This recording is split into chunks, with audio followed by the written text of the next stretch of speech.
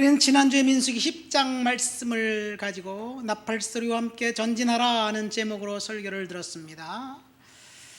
출애굽한 백성들이 애굽에서 나온 지 딱 1년이 되었을 때 하나님 앞에 이제 유월절 예배를 하나님 앞에 드리고 인구를 계수해서 조직을 군대식으로 개편했습니다. 그리고 이제 젖과 꿀이 흐르는 땅 가나안 땅에 하나님의 명령에 의해서 진격해서 그리고 차지하면 됩니다.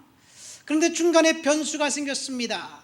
그리고 그때 출발했던 그 출발이 오늘 우리가 읽은 본문 말씀에 보면 가나안 땅 앞에 떡하니 도착했습니다. 근데 사실 그 어간에 40년이라는 기간을 허송세월했지요.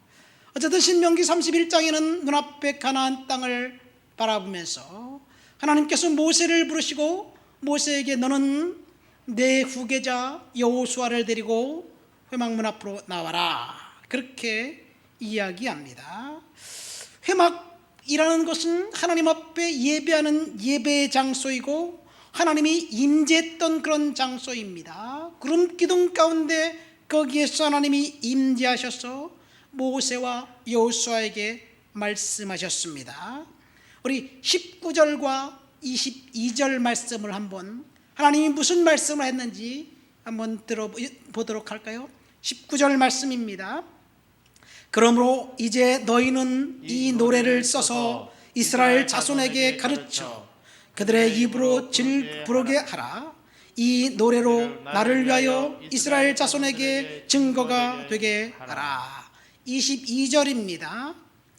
그러므로 모세가 그날에 이 노래를 써서 이스라엘 자손에게 가르쳤더라. 여기 보면 하나님이 모세에게, 여호수아를 대동하고 나온 모세에게 이스라엘 자손에게 노래를 써서 가르쳐라, 그런 말씀을 하고 있습니다. 성경을 노래로 백성들에게 전수했다는 내용입니다. 마치 우리나라 심청전과 춘향전은 책으로 후손들에게 전수된 게 아니라 창으로 전수됐죠. 그것과 비슷합니다. 그래서 잠시 우리가 문자로 기록된 성경에 대해서, 우리 손에 들어온 성경에 대해서 잠시 생각해 봅시다. 이 성경, 우리는 성경 신약 구약 한 권으로 되어 있습니다. 여기에 찬송가도 포함되어 있습니다. 그러나 이렇게 성경이 이렇게 한 권으로 찬송가까지 포함돼서 우리 손에 들어온 것은 사실은 100년도 안 됩니다. 제가 어렸을 때 성경책은 신약 성경, 구약 성경, 아주 두꺼운 성경책이었고요. 찬송가는 따로 있었습니다. 성경이 이렇게 얇아진 건 한 30년 됐을까요? 어쨌든 이렇게 한 권의 성경으로 사람들의 손에 들어오게 된 것은 지금부터 한 600년 전 독일의 구텐브레크라는 사람이 금속 활자를 발견하면서부터 그 금속 활자를 통해서 첫 번째로 인쇄한 책이 성경책이었습니다. 그렇게 인쇄된 성경을 통해서 유럽의 역사가 바뀝니다. 자, 구약 성경은 양피지라는 양의 가죽, 소의 가죽, 염소의 가죽을 얇게 아주 만들어서 거기에 이 글을 써서 두루마리 형태로 만들었습니다. 그래서 성경을 한 권으로 만들 수가 없어요. 여러 책이 여기저기 흩어져 있었습니다. 신약 성경은 파피루스라는 종이에 역시 갈대로 된 펜으로 글을 써서 두루마리로 만들어 토기에 보관했습니다. 성경이 갈대로 파피루스에 쓰든지 양피지에 쓰든지 글을 써서 성경을, 두루마리 성경을 쓰기 시작한 때는 언제냐? 그러면 여러분 구약 성경에 보면 아모스라는 선지서가 있습니다. 아모스 때, 아모스는 언제 활동했던 사람이냐? 북왕국 이스라엘의 여로보암 2세라는 왕이 통치하던 시대에 활동했던 선지자입니다. 그러니까 아모스를 필두로 해서 동시대의 이스라엘과 유다에서 활동하던 선지자들이 이제 책을 선지서, 예언서를 쓰기 시작합니다. 그래서 그때 나온 책들이 우리가 읽고 있는 예레미야, 에스겔, 다니엘, 물론 그 에스겔, 다니엘은 그 후대예요. 그 다음에 뒤에 나와 있는 뭐 호세아라든가 이런 다른 요나라든가 이런 책들입니다. 근데 예언자, 선지자들 중에서 사실은 아모스 선지자가 가장 유명한가요? 우리가 알고 있는 선지자들 가장 유명한 선지자는 엘리야와 엘리사입니다. 그들은 예언서를 쓰지 않았습니다. 탁월한 활동을 했음에도 불구하고 쓰지 않았습니다. 그 이유는 시대적 배경도 있습니다만은 문자와 관계가 되어 있습니다. 어쨌든 아모스가 구약 성경을 쓸 때는 BC 790년경대요. 기원전 790년 전. 기원전 그 당시 비슷한 시대에 세속 역사에서는 로마의 테베레 강가에 쌍둥이 형제가 늑대 젖을 먹고 자라났어요. 로물루스 형제지요. 이 사람들이 로마를 건국하기 시작합니다. 그거부터 한 400년 뒤 이 알렉산더가 유럽 전 세계를 제패하지요. 알렉산더가 유럽을 제패한 때가 BC 350년입니다. 동양으로 와볼까요? 중국의 역사 중에서 가장 중요한 사람, 중국의 진시 황제. 진시 황제는 사실 알렉산더보다 약 100년 후대의 사람입니다. 우리 대한민국의 역사는 어떤가요? 삼국사기에 의하면 신라는 BC 57년, 그 다음에 고구려는 37년, 백제는 18년입니다. 그러니까 우리나라 삼국이 시작될 때 예수님이 탄생하시기 바로 직전입니다. 그렇다면 우리가 늘 접하는 구약 성경은 우리식으로 하면 대한민국 역사 이전의 사건들입니다. 그리고 그 기록들은 노래로 전수되었고 후손들에게 구전으로 전수되었습니다. 그래서 우리가 한번 생각해 봅시다. 우리의 고대 역사, 삼국사기나 삼국유사에 나온 그 내용을 읽고 인생이 바뀌고 사람들이 정말 비전을 발견했다고 생각하는 사람들이 있습니까? 사실 우리의 역사지만 우리는 그것은 신화야, 이게 진짜일까 다 의심합니다. 그렇죠. 그런데 성경은 삼국사기가 써진 데가 언제냐면 고려 때예요. 1100년 정도입니다. 삼국유사는 그거보다 한 80년 뒤에 썼죠. 근데 성경은, 구약 성경은 삼국사기가 쓰여지기 한 2000년, 3000년 전에 쓰여진 책들이에요. 그런데 역사의 정확도로 볼 때, 아니면 그 내용으로 볼 때 성경의 가치는 실로 대단합니다. 어쩌면 우리가 삼국사기를 대하는 것처럼 구약 성경을 대한다면 구닥다리 기록물입니다. 그런데 구닥다리 기록물 속에 하나님의 능력과 역사가 있었습니다. 수천 년 동안 하나님의 말씀을 통해서 사람들이 변화되었고 인간이 바뀌었고 그리고 인류의 역사가 바뀝니다. 그리고 하나님은 그때 역사하셨던 하나님은 오늘도 동일하게 역사하고 계십니다. 그래서 우리는 말씀의 은혜 가운데 거해야 될 줄 믿습니다. 오늘 본문에 보면 모세가 여호수아를 데리고 하나님 앞에 섰을 때 하나님이 모세에게, 여호수아에게 노래를 써서 백성들을 가르치라고 이야기합니다. 왜냐면요, 그때 당시에는 문자가 없었기 때문에 백성들에게 하나님의 뜻을 전하는 것은 구전으로 노래를 써서 전하는 거예요. 우리 한번 20절과 21절 말씀 읽어보시겠습니다. 하나님이 모세에게 무슨 말을 하셨고 어떤 이야기를 노래를 써서 후손들에게 전수하라고 했는지 다 같이 20절 21절을 읽습니다. 내가 그들의 조상들에게 맹세한 바 젖과 꿀이 흐르는 땅으로 그들을 인도하여 드린 후에 그들이 먹어 배부르고 살찌면 돌이켜 다른 신들을 섬기며 나를 멸시하여 내 언약을 어기리니 그들이 수많은 재앙과 환난을 당할 때 그들의 자손이 부르기를 잊지 아니한 이 노래가 그들 앞에 증인처럼 되리라. 나는 내가 맹세한 땅으로 그들을 인도하여 드리기 전 오늘 나는 그들이 생각한 바를 아노라. 본문 말씀에 보면 하나님께서 이스라엘 백성들이 젖과 꿀이 흐르는 땅에 들어가기 전에 말씀하시는데, 그들이 축복의 땅, 가나안 땅, 하나님 앞에 은혜 받고 축복받으면 돌이켜 다른 신들을 섬기게 될 것이다. 하나님을 멸시하게 될 것이다. 하나님과 맺은 언약을 어기고 잊어버리게 될 것이다 라고 말씀하셨습니다. 여기서 오늘 설교 제목을 잡았습니다. 우리 주변을 보십시오. 동일한 일들이 우리 대한민국 교회와 성도들에게도 일어납니다. 이제 대한민국 교회는 부흥의 변곡점을 찍고 퇴보하고 있습니다. 제가 젊었을 때 목사님들이 기도만 천만 성도 그렇게 기도했어요. 근데 어젠가요, 제가 송정미 그 콘서트 들어가면서 이렇게 보니까 이 800만 성도라고 이야기를 하더라고요. 한 20년 사이에 200만이 사라졌어요.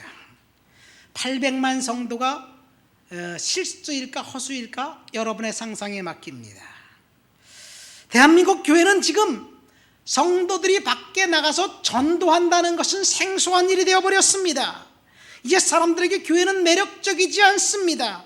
교회보다 세상이 더 즐겁고 행복하게 주는 것들이 도처에 많이 있습니다. 교회는 진부합니다.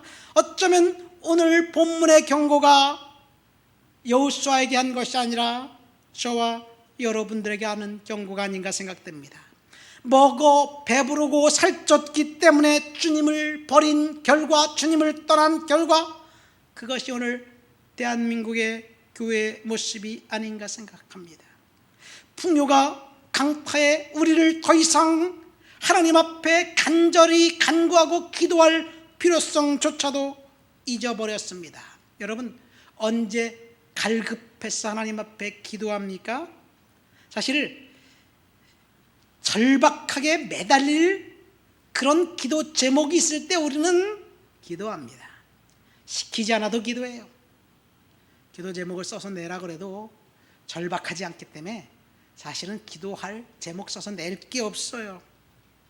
문제가 해결되고 나면 기도의 강도가 떨어지는 것은 사실입니다. 기도할 필요조차도 못 느낍니다. 속된 표현으로 하면 화장실에 갈 때 다르고 나올 때 다른 거예요.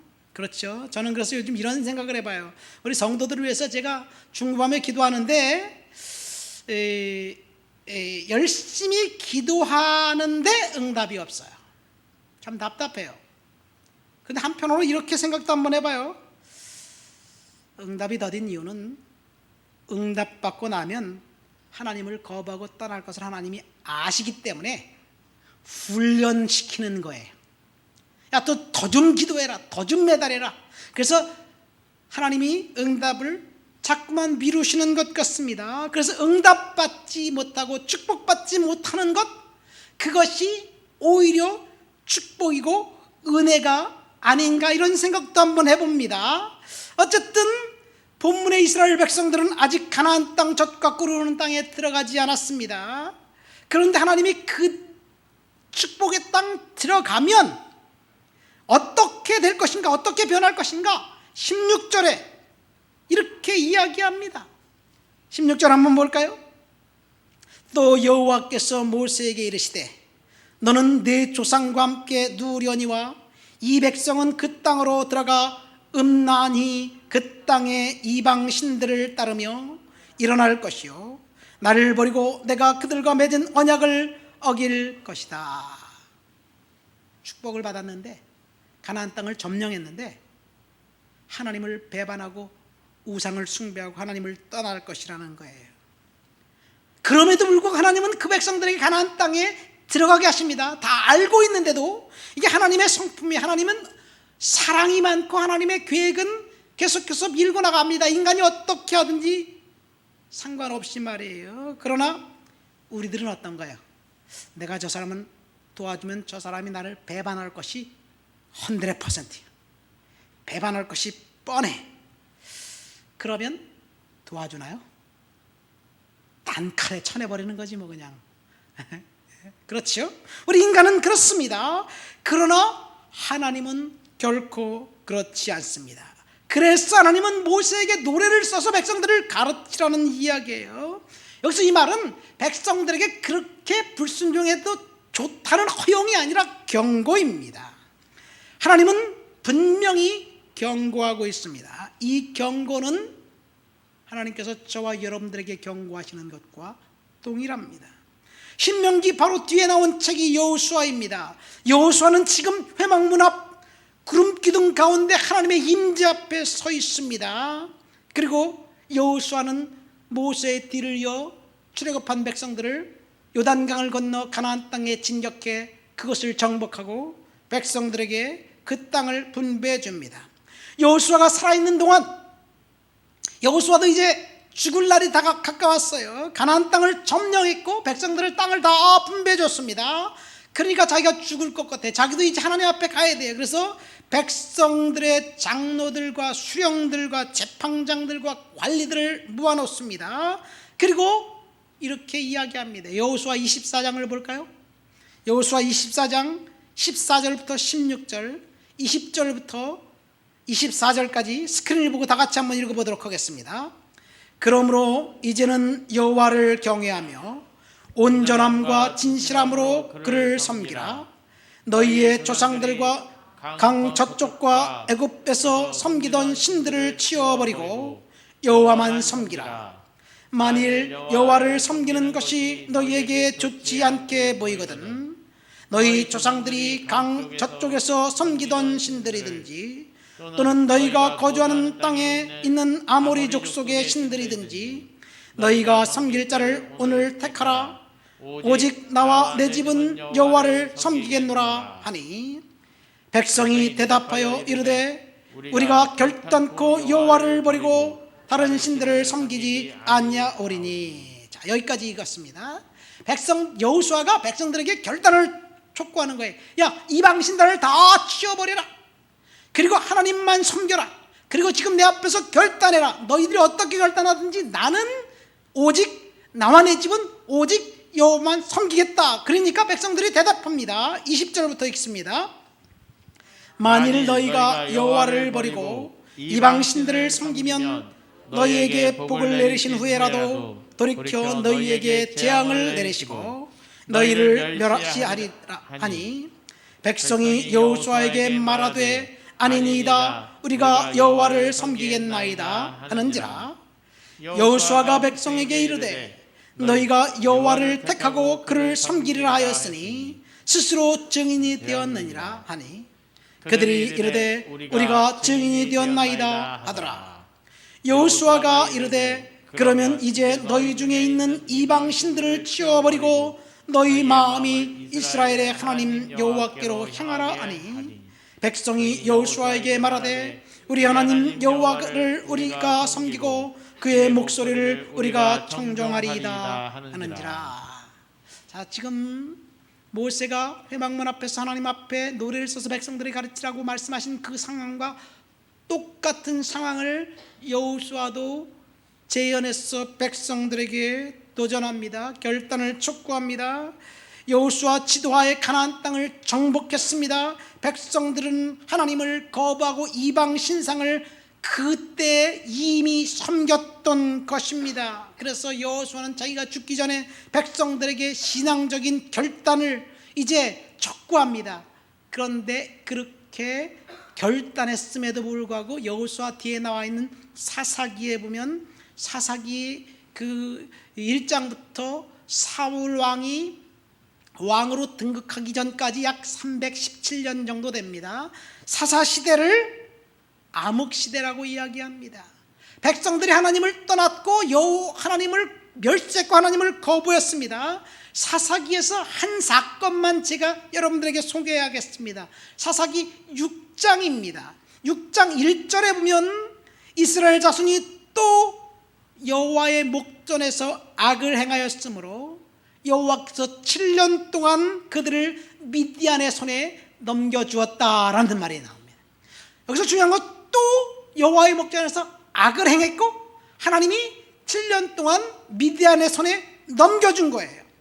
너희가 그 땅에 들어가 음란히 그들의 이방신들을 따르고 나를 버렸다. 그래서 내가 진노했다. 하나님이 모세에게 말씀하신 것 그대로 진행됩니다.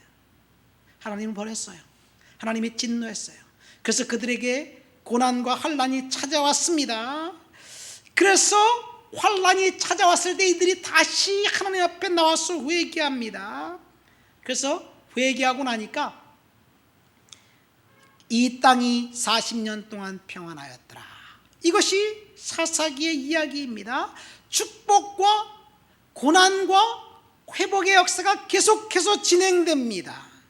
여러분, 여기서 저는 한 가지를 알 수 있어요. 참혹한 고난과 고통이 사람들에게 엄습했습니다.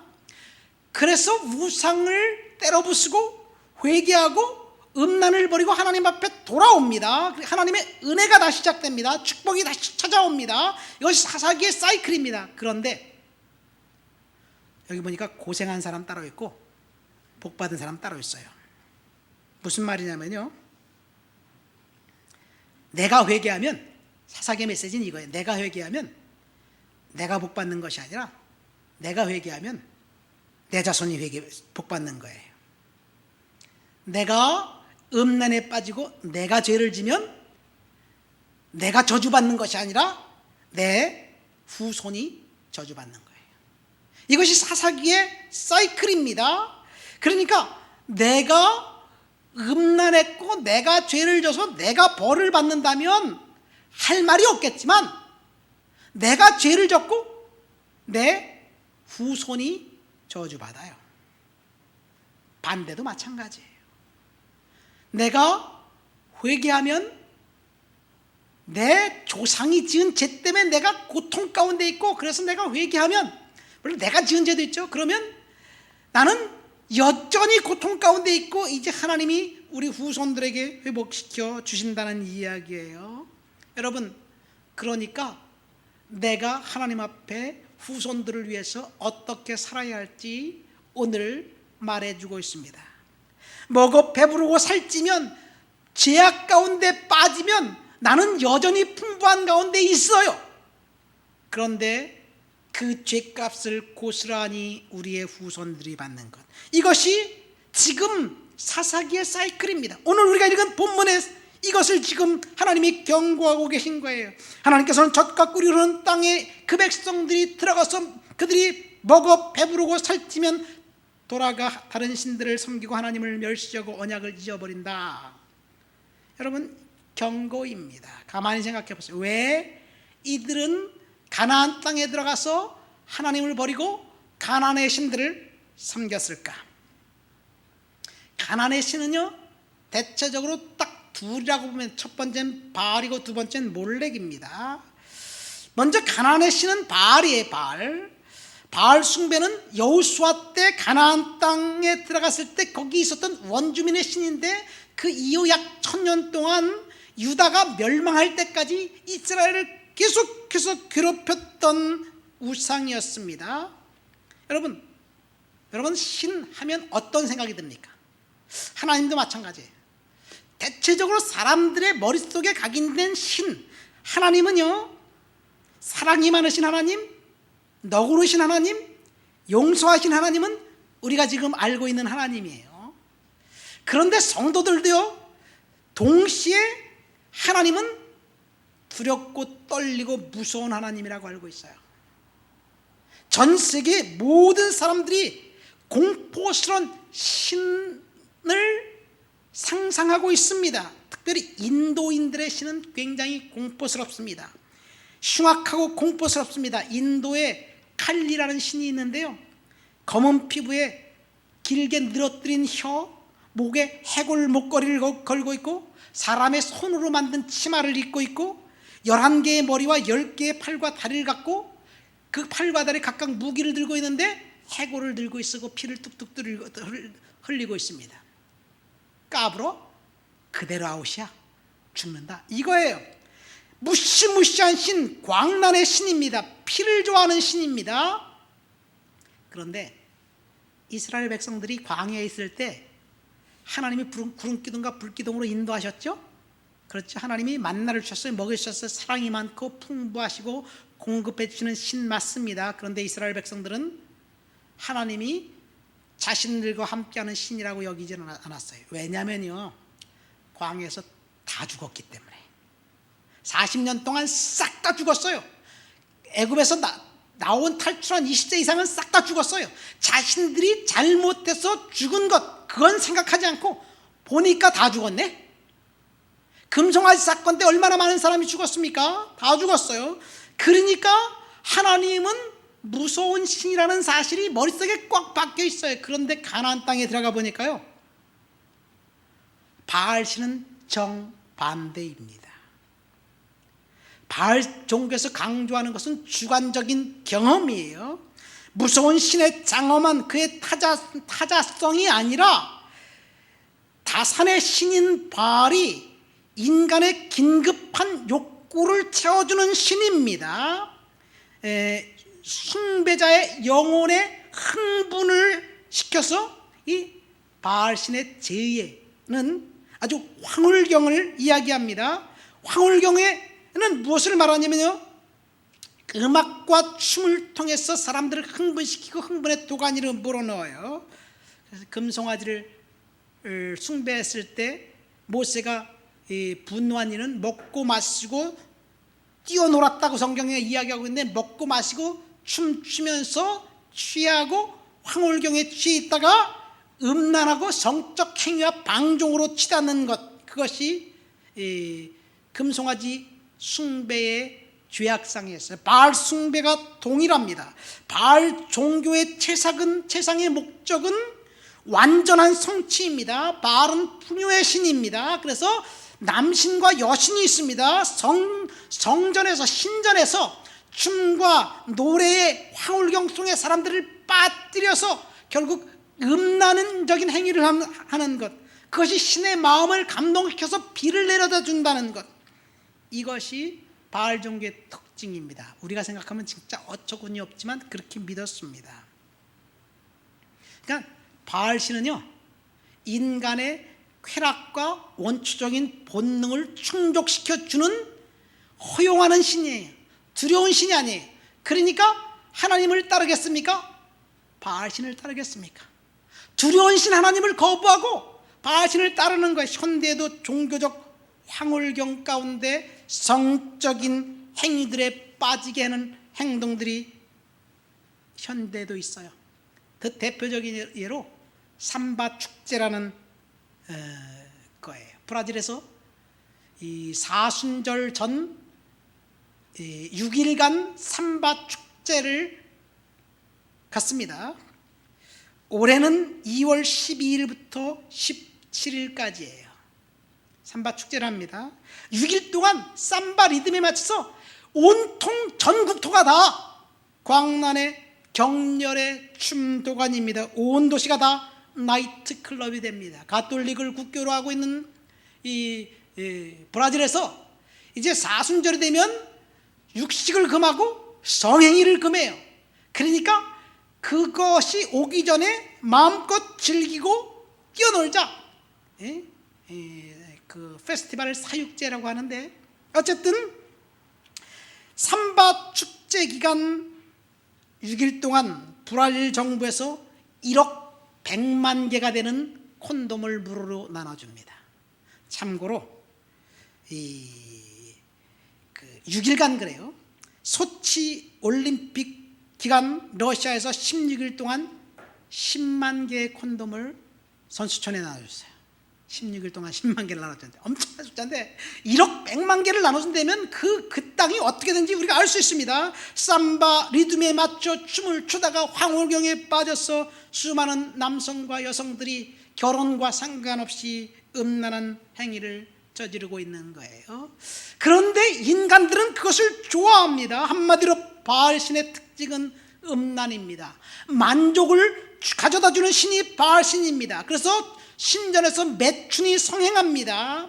오늘날 우리 시대 하나님을 믿는 것이 더 쉽습니까? 아니면 내가 하고 싶은 대로 마음대로 하는 것이 더 매력적입니까?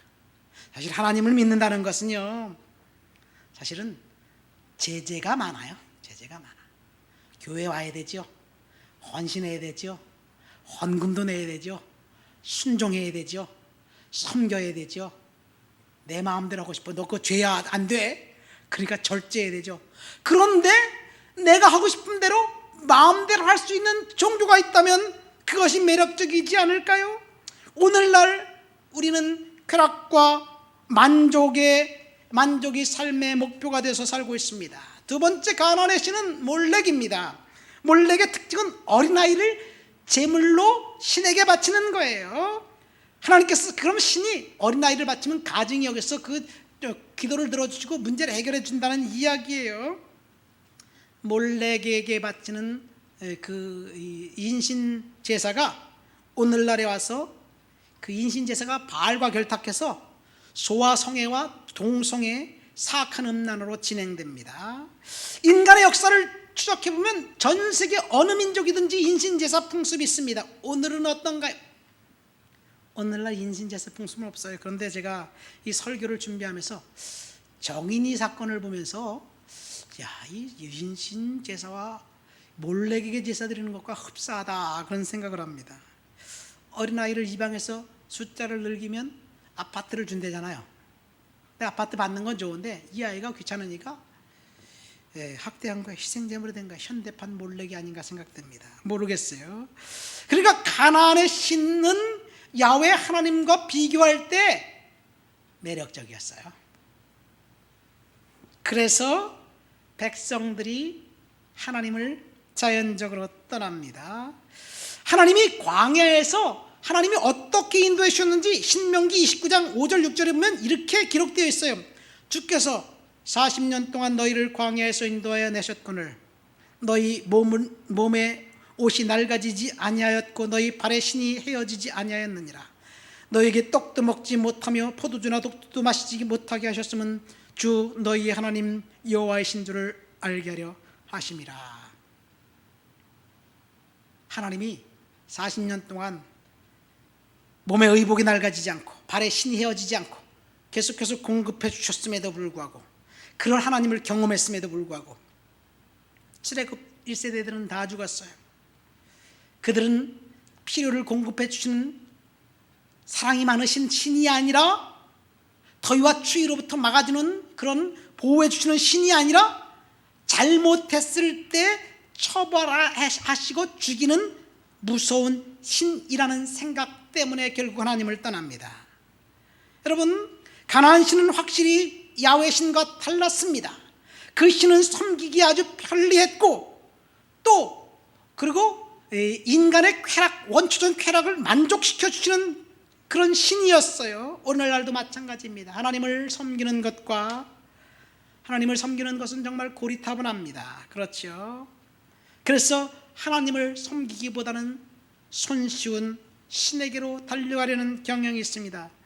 오늘날 우리가 빠지게 되기 쉬운 가나안은 첫째 사람들의 마음에 편하다고 생각하는 우상을 만들어 섬깁니다. 고리타분하게 교회 다니는 것이 아니라 편하게 편리한 대로 섬길 수 있지. 사실 작년부터 온라인 예배가 시작되고 난 다음에 편리한 신에 대한 욕구는 더 강해진 것 같아요. 그런데 사실은 편리한 신에 대한 욕구는 강해졌지만요, 이 정반합의 원칙에 의해서 편리한 신에 대한 추구와 욕구를 강하게 욕구를 갖고 있는 사람들이 있는 반면에 일부는 하나님 앞으로 다시 회개할 거예요. 하나님 앞으로 다시 돌아올 거예요. 저는 이 코스코에 이렇게 쇼핑하려고 줄 서 있는 차들을 보면서 느끼는 게 많아요. 이 작년 봄부터 온라인 예배하면서 회사도 안 나가고 집에서 이 쿠팡을 통해서 모든 식료품들을 전달받고 해결도 받다 보니까 6개월쯤 하다 보니까 너무너무 편한 거예요.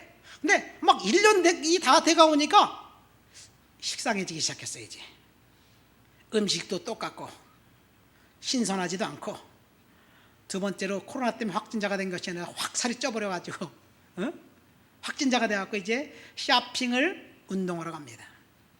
그래서 지금 다시 쇼핑하러 가기 시작했어요. 그래서 코로나 코스트코에 이렇게 줄이 많이 서 있는 거예요.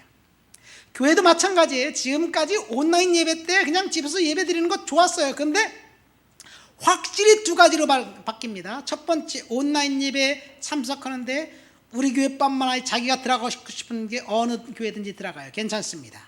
그런데 많은 사람들이 온라인 예배를 들어가는 것을 중단했어요. 우리 교회도 안 나오고 다른 교회도 안 나오고 본인은 크리스찬이라고 만듭니다. 생각합니다.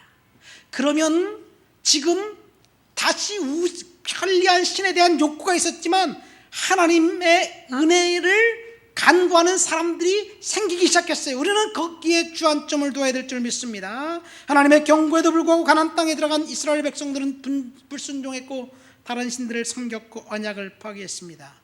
그 결과 하나님이 경고하신 그대로 됩니다. 언약을 파괴하는 자들에게는 진노와 재앙을 내리시겠다는 경고가 현실화되었습니다. 어떤 경고를 하셨는지 17, 18절에 보면 나와 있습니다. 하나님을 떠났을 때 우리가 경험할 수 있는 가장 나쁜 결과, 우리 사회를 보세요. 하나님의 경고를 무시하고 하나님을 멸시하는 단계에 접어들어서 어쩌면 이제 그 경고하신 대로 고통과 재앙이 오기 시작한 것이 아닌가 생각하면서 굉장히 가슴 아픕니다. 코로나의 무시무시한 터널을 다 지나고 나면 이제 많은 교회들이 흔적조차 없이 사라지고 그리고 새로운 패턴의 예배가 시작되지 않을까 생각됩니다. 우리가 어떻게 준비해야 될까? 여러분, 여전히 선택은 저와 여러분들의 몫입니다. 배부르고 살찌면 돌이켜 다른 신들을 섬길 것인지, 하나님 앞에 다시 나와서 하나님을 의지할 것인지 우리가 선택해야 될 줄 믿습니다. 말씀을 맺습니다. 오늘 배부르고 살찌면 이라는 제목으로 설교를 들었습니다. 돌이켜 다른 신들을 섬기고 하나님을 멸시하고 하나님과 맺은 언약을 어기게 될 것이라고 경고하고 있습니다. 오늘 우리 시대가 그런 시대가 아닌가 생각됩니다.